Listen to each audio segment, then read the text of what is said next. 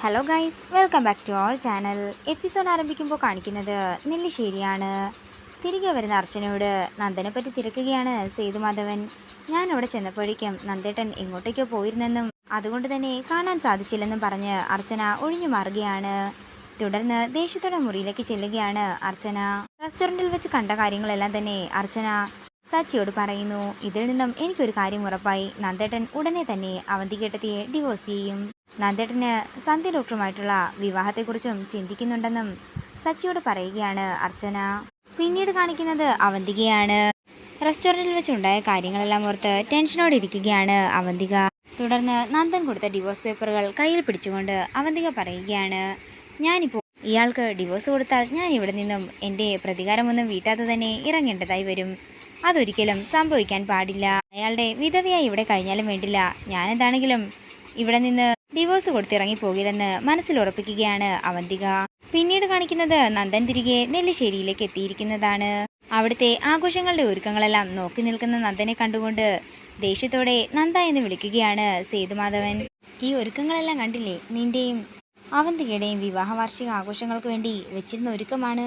നീ എന്താണെങ്കിലും എൻ്റെ വാക്ക് മറികടന്ന് ഇങ്ങനെയൊക്കെ ചെയ്യുമെന്ന് ഞാൻ കരുതിയില്ലെന്ന് ദേഷ്യത്തോടെ പറയുകയാണ് സേതുമാധവൻ. അച്ഛാ, നമ്മുടെ ജീവിതത്തിലെ ചില കാര്യങ്ങൾ നമ്മൾ ഒഴിവാക്കണം. വെറുതെ ഒരുമിച്ച് കിടന്ന് കരയുന്നതിലും ഭേദം ഒഴിഞ്ഞു പോകുന്നത് തന്നെയാണ്. ഒന്നുമില്ലെങ്കിലും മനസ്സമാധാനമെങ്കിലും കിട്ടുമല്ലോ. എൻ്റെ കാര്യത്തിൽ ഞാനിപ്പോൾ ഏതാണ്ട് ആ തീരുമാനമാണ് എടുത്തിരിക്കുന്നത്. ഞങ്ങൾ രണ്ടാളും കൂടി എന്താണെങ്കിലും ഒരുമിച്ച് പോകില്ല. ഇത് കേൾക്കുന്ന സേതുമാധവൻ, നീ എന്താടാ പറഞ്ഞത് എന്ന് ചോദിച്ചുകൊണ്ട് ദേഷ്യത്തോടെ നന്ദന് നേരെ കൈയൊങ്ങുകയാണ്.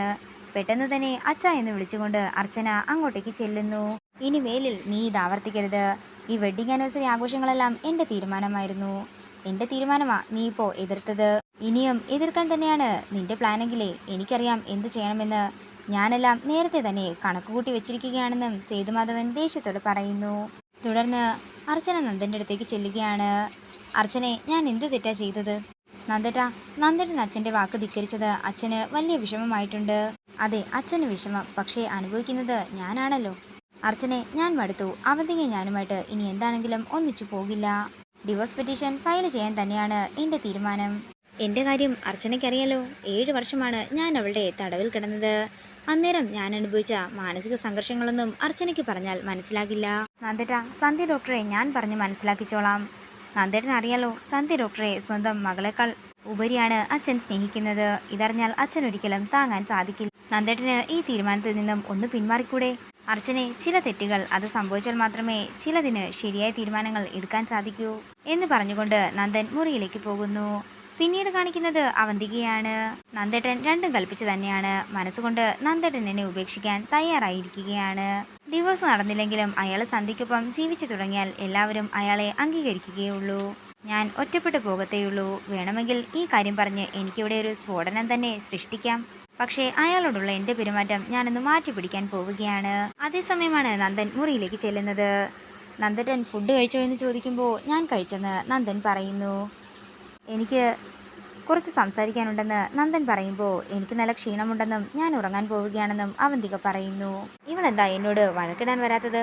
പാമ്പിനെ പോലെ പത്തി താഴ്ത്തിയിരിക്കുന്നത് കണ്ടാൽ തന്നെ അറിയാം ഇവള് എന്തോ ഒരു വലിയ കാര്യം തന്നെ സൃഷ്ടിക്കാൻ പോവുകയാണെന്ന്. എനിക്ക് നമ്മുടെ ജോയിന്റ് പെറ്റീഷനെ കുറിച്ചാണ് സംസാരിക്കാനുള്ളത്. നന്ദൻ പറയുമ്പോൾ എനിക്കൊന്നും സംസാരിക്കാനില്ലെന്നും എനിക്ക് ഉറങ്ങണമെന്നും അവന്തിക പറയുന്നു.